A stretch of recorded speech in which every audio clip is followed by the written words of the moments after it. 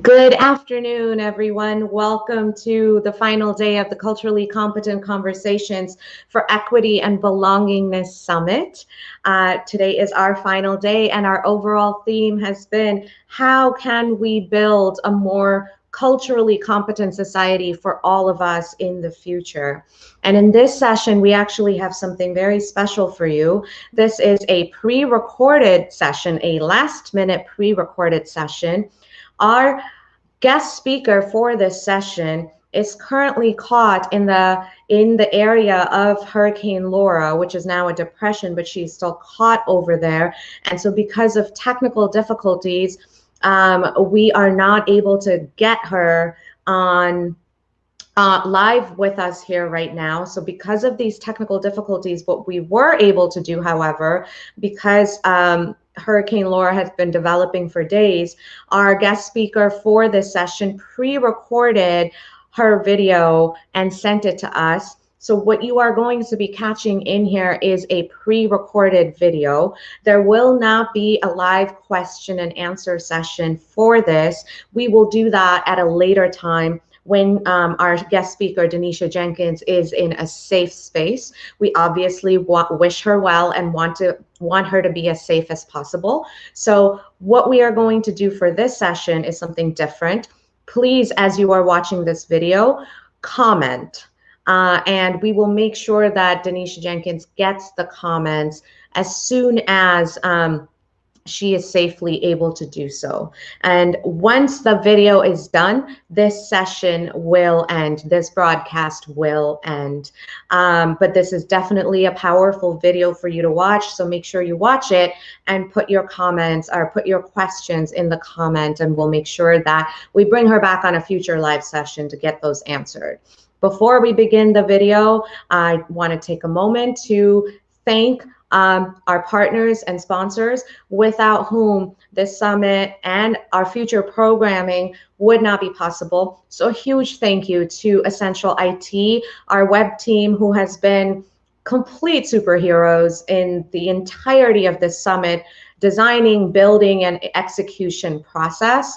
To defy the status quo marketing with Ruthie Bowles, who has been our keynote speaker, our content specialist, and has also been participating in some of the sessions, helping me out by closing them out. And of course, our platinum sponsor, Zanzibar Enterprises, and our Pearl partner, the Nielsen Company. So once again, once the session is done, this broadcast will end. We hope you enjoy this video that we're about to play for you.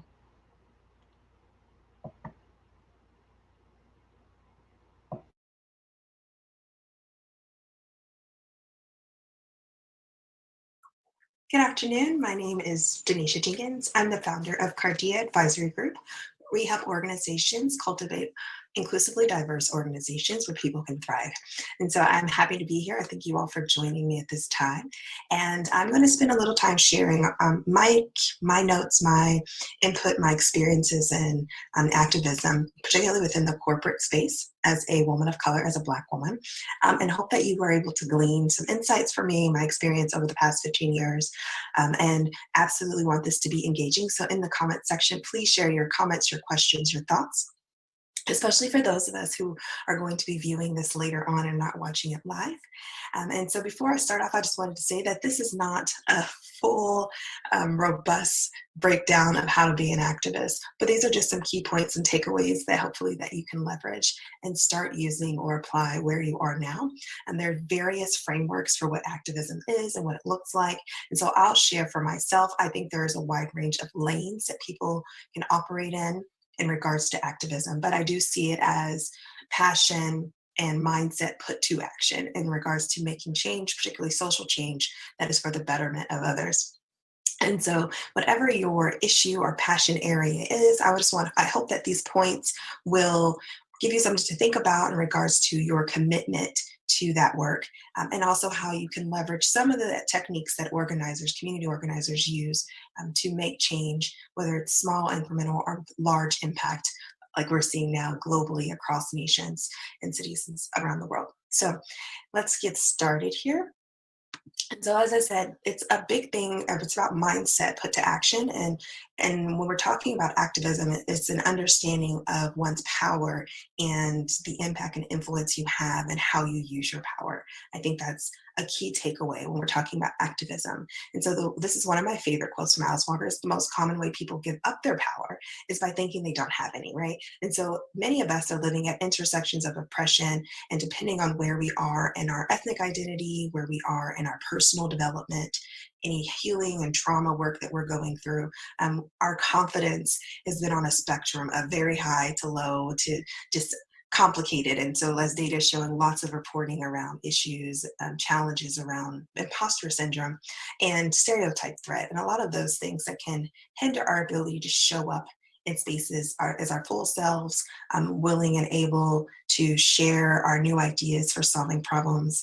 And just also the consequences are real for those who are Black, Indigenous, and are people of color. That is to be noted. And so depending on where you are, for some folks, activism looks like, or active resistance, I'll say, looks like living well, abundantly, and thriving. For some, that is personal activism and resistance to systems of oppression, and to say, I will not be erased, I will not be invisible, the world will hear my story, I can have impact right where I am.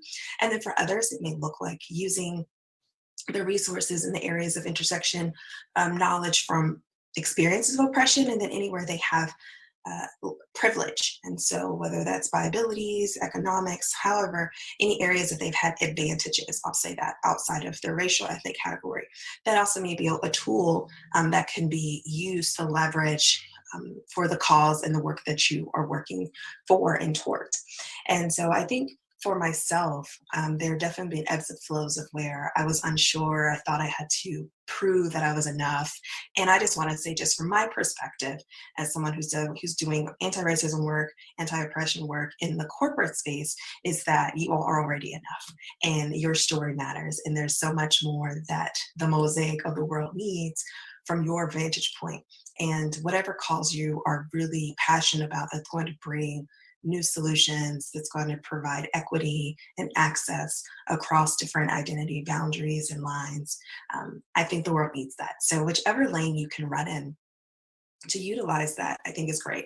Some of my closest colleagues that I work with look at data as a form of activism. You know, they're using numbers and math to tell the stories, to shift the way people feel and how they connect with social issues. Some people I know are using finance and stakeholder power as an investor to shift and create economic justice that way. You know, look, where do they fund if they're on a board member and they handle budget, how they drive as in their leadership seats. And then there's other people who are managing and supervising people who through their work, they're sharing activism in the workplace around being sustainable and creating this culture of not being wasteful, right? So there's all kinds of ways that we can drive the issues and the passions that we have, the causes that we have as people of color.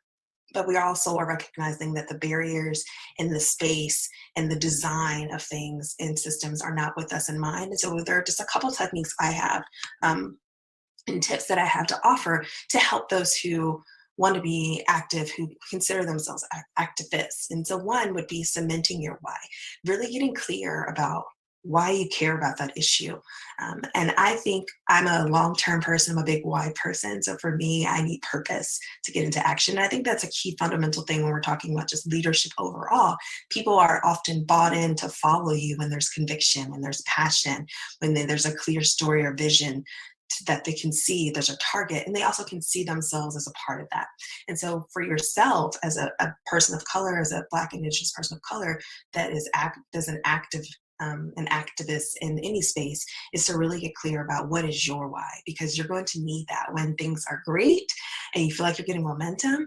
And then you're also going to need that when times are rough and they're low, because to be honest, as we all know, there are people who don't always want to see change, and they are doing everything they can to disrupt us, to throw us off in explicit ways and implicit ways. And so that can be, you know, that constant exposure to ignorance and blatant disrespect, or, you know, undermining power and authority, or your voice or your story or your presence in a room can have a wear and tear on us. And so you do need to be clear. I think as I look back over my journey in activism, it has evolved. So the first thing I was super passionate about had to do with access to healthcare. Health, I felt like was vital to your living altogether. And the more I understood social determinants of health and all of these factors that affect the quality of one's life, the length of someone's life, those things became just as important, right? And so my experience in activism has expanded, has grown, but my why is still there, right? My why has evolved, but I'm very clear about I want people to be able to live their best life, as we say now, but to thrive. I want people to show up in purpose. I feel that everyone has a gift to offer, and I don't want structures to hinder us from the greatness that people have to offer us in the world. And so that's my personal why. And what's yours? Share that in the comment. I think it's encouraging for people to understand what's the why for other people. It brings a different kind of energy into space. So we'd love to see what is your why. Why do you champion the causes that you champion? The second thing I would say is invest in your own education. So this is a comprehensive understanding of the issue is definitely going to inform the way you work to solve the problem. And I also include that in understanding the structures, right? Even though we all may identify along the spectrum of BIPOC, doesn't mean we all have the same understanding of what racism is or what sexism is or heterosexism and ableism, right? We don't always understand those different barriers or areas of intersection, especially if they're not our lived experience. And so we don't want to go into whatever the cause is, whatever community we're championing, even if it's our own, we don't want to go in with an assumption that we know everything, because it's just not true, right? There's that cultural humility, there's a limit to your own experience. You definitely have a shared experience, but we don't want to jump into spaces without including others and other voices and other narratives and experiences that would inform, like, what's a more inclusive solution? What's a more robust way of challenging the system from various vantage points so that we can really get to the root of it and create something new. And I think also when you're thinking in regards to the corporate space, these spaces that are not designed for, built by people of color, that we also study the nuances that are happening. We're studying, you have to understand like the language and how oppression works, how it manifests in the spaces that you're in, whether it's in your family, your neighborhood, your city, town, local council, or if it's your workplace, right? You really do want to pay attention to who's involved. What are the strengths? I like to do analysis. I'm a consultant, so I'm constantly doing assessments and audits and all those things, right? But you do want to understand the lay of the land, as they say. You want to understand the landscape. Who's impacted? Who is running the show? How are they running the show? What are the gaps and the areas of bias and decision-making power that need to be checked and held accountable for? And maybe that's your entryway. So really understanding who is being impacted in the way, and then also what's happening so that you can figure out what's the way the best offer a solution that could potentially buy in people who thought they were resistant, who now get it and understand if there's awareness plan, or people who are coming to your side and getting behind you, looking at how I can sponsor you and what you're doing. But you really want to understand it so that you can have a strategy for how you're going to disrupt, have a strategy for increasing the impact. I'm not sure what camp I am. Some people feel that activism is very short term, that activists have a short vantage point on their goals, and that the real work is done in organizing. I think it's somewhere in the between. I definitely can see both perspectives. And so that's why I say my tip also for those of us who are activists or wanting to be activists is to make sure you're fostering relationships. In addition to part of your education, relationships are going to expand your understanding of yourself. They're going to point out areas that you need to unlearn that or ways that you perpetuate or sometimes can hinder change, even for the cause that you're championing for. It gives you an opportunity to reflect on who you are and how you've developed and your very narrow scope of seeing the world, and even the way you think things should go, right? Because if we're all activating, or we're all activists in different forms, we may be using just some different frameworks, even with the same cause. And so those intercultural, interpersonal relationships are going to be a teaching tool that expand you, that will enhance your ability to be persuasive, to champion and galvanize others. And you need that relationship. Community is important. Community is going to enhance the impact. Having those relationships will benefit you when it's hard and you need people who understand what's going on. And you can also be that support for other folks. It's very hard to be an activist in isolation. It's very difficult to bring change on your own, and you shouldn't want to, right? The point is to link arms, to collaborate, whatever language you want to use, but to link up with other people in your causes, so that you can have a greater impact, and it's exponential. So those are the things I would say are definitely 3 huge keys, especially in the workplace, is finding ways to connect with people on a deeper level. Look at those relationships are going to expose what's in it for them to get just as passionate and just excited about your cause. And that's just a basic of what I am, a change management person. So that's a basic. Change is a people process, and we never want to forget that. And so while causes, whatever your why is, working on the story, working on how you unpack that for other people, how you make that resonate with them, and then showing them that you care. You need trust in order to make change. People need to be able to trust, have reciprocity, have accountability, transparency. All of those things are more communal. And by design, a lot of these systems, a lot of these issues have a more individualistic framework, or having more I-centered even. And so for communities that are Black, Indigenous, and other communities of color, that's not our core design of how we commune, right? And some of how we view relationships can be very different. Thus, those systems don't work for us. They're not designed by us. And having those other folks involved, other people involved in the process when it comes to power is a new framework that a lot of people are not familiar with. And that's an opportunity to show how well it can be done. And so these are the things that I would say are essential for us as Black, Indigenous, and people of color who are passionate and who are activists. We have to decolonize stories, even our own. So we have to make sure within the causes that we're creating space for narratives that are beyond just our own identity groups, that are representative of the spectrum of people of color and the intersections in which they exist. I know I've become much more curious about environmental justice because, like I said, health was my first big cause, and where you live and the environment that you're in are going to be indicative or impact your health outcomes tremendously. And so that's something that I've had to really learn and unpack and study from different vantage points outside of the bestsellers who tend to be white or perceived white individuals. All right, I've had to look into going back historically, cultural groups and how they took care of nature and how they interacted with the environment, and ways that we are already sustainable, and elevating those stories, elevating the stories of people who've come before me, who've become for you and whatever your cause is, who are from these communities of color. That is important so that we're not rooted or going back into systems or stories that are perpetuating a type of oppression we're trying to disrupt.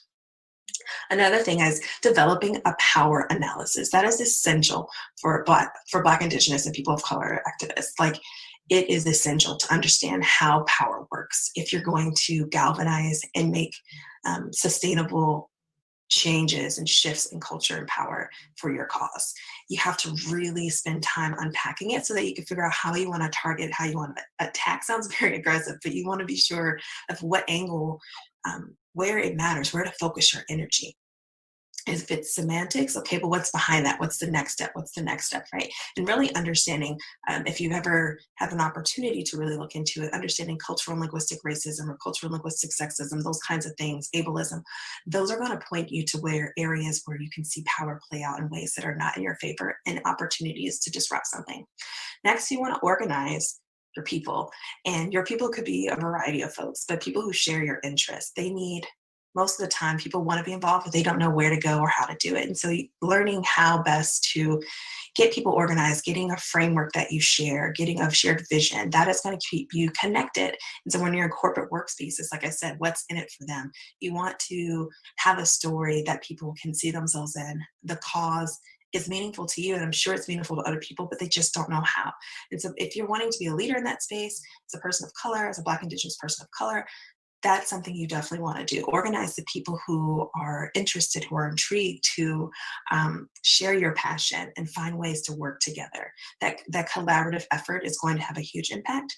And of course, lastly, another essential thing with this type of with activism for us is committing to our own personal and collective healing. There's so much that we have been carrying around for generations that has not been discussed, hasn't been revealed, let alone hasn't been healed. So that is something that is an ongoing part of this process. And that's why community is essential as well. As you're going through these ebbs and flows of understanding yourself better, of healing from pains and stories, having that support system that is going to be there for you, who's going to be able to share where they've been and how they've gotten through it, and just see support is necessary. It is so essential to activism because we don't have as many outlets, we don't have as much representation, and there's a lot of work to be done. So you don't want to be burning the candle from both ends, trying to be your own encouragement and also encourage other people. You want to have healing in the areas of how you see the world, so that it also reinforces, that agency, that power, the vision and belief you have, and the ability to make change. And then some tactics I would share for changing and driving change is you have to engage people. It's absolutely necessary for any type of change. And we were talking about activism. And so this is from Saul, but it starts from where the world is as it is and not where you would like it to be. So you have to get real about yourself. Like, what am I dealing with? Before you come up with a solution, you really have to understand like the local community you're part of, the organizational culture, the key players, where people are in their understanding of the cause. If they don't even understand why, plastic is such a big issue and how it affects other communities disparately, right? You have to really unpack what's going on so that you can figure out where to take it, where to take other people, where to drive yourself, and where you could be the most efficient with your own resources. You want to observe and assess, what are you working with? Like I said, how can you leverage any cultural traditions you have or strengths that you have for long-term change, right? So if it's your community, the way you deal with conflict, if there's a unique way of dealing with conflict that is effective, how can you use that to leverage for the cause that you're an activist for? If you have a certain communication style, or several communities that have a certain communication style that's different from white majority culture, then how can we leverage that as a strength? How can we speak to that as powerful and noteworthy, and whatever the words you want to use, academic, vetted, whatever language, right, that you're comfortable with, that recognizes that this is valid, this is a confident, efficient way to do things, and it's different, but it fits this community, and it's going to encourage those who have been marginalized and who are impacted disparately by these causes and by these issues. And then the third tactic for driving change, once you've figured out what you got going on, who's there, what strengths you have, you want to create a strategy for building power. You want to recruit and attract allies. You want to recruit people who are ready to jump on board with what you're talking about, who want to support with their dollars, with their time, with their resources, who want to be mouthpieces, spread the word, who want to be sponsors for your cause. You have to grow it. It has to go beyond you when we're talking about activism. And so developing a strategy for when and how you want to demonstrate that collective power. So if it's getting petitions, or if you're calling someone out, and we saw that on social media, and you're organizing associations, you really want to talk through, once you've understood what you're dealing with, when do you want to make something public, and when do you want to make some of your tactics and your initiatives private? When are you wanting to put it on display for others to see? Because when you're building power in an activism, the same way that you can use media, the same way that you can publish articles, others will do the same in resistance to what you have to say. So you want to be prepared for that reaction, but you want to be tactical and thinking through and preparing yourself and others who are following you or who are working with you on this cause for those type of responses. So it's no sweat on your back, right? You can just move on. You've pushed through, you expected it, and you've had a plan. And that also builds confidence and in your ability to, whether you call it grit or tenacity, but your ability to handle what's coming your way, because you're unwavering, right? You've anchored, you've cemented your why, you're anchored in that, you're committed to it, and you just deal with things as they come. And so those are my main points. I didn't want to take up too much time, but I definitely encourage you to reach out to me, to connect with me. I love mentoring folks. I think mentorship is one of the best ways as Black, Indigenous, people of color activists that we can champion each other in our causes to better understand what work we're each doing, what lanes we're in, and how we can cheer each other on. So here's my information. You can connect with me on LinkedIn, you can connect with me on Instagram at Denisha Speaks, and you can also contact me directly by email or phone. I'm based in Austin, Texas, but as we see, virtual is the way to go. So if you have any questions, I look forward to hearing from you, and make sure you're sharing in the comments your techniques, your tools, any insights you have about any of those points. How do you build power? How do you build relationships? How do you take a survey of the land and figure out what's the best way to navigate systems to get your cause across? And so if you have any questions, again, contact me. Hope you all have a wonderful day. Bye.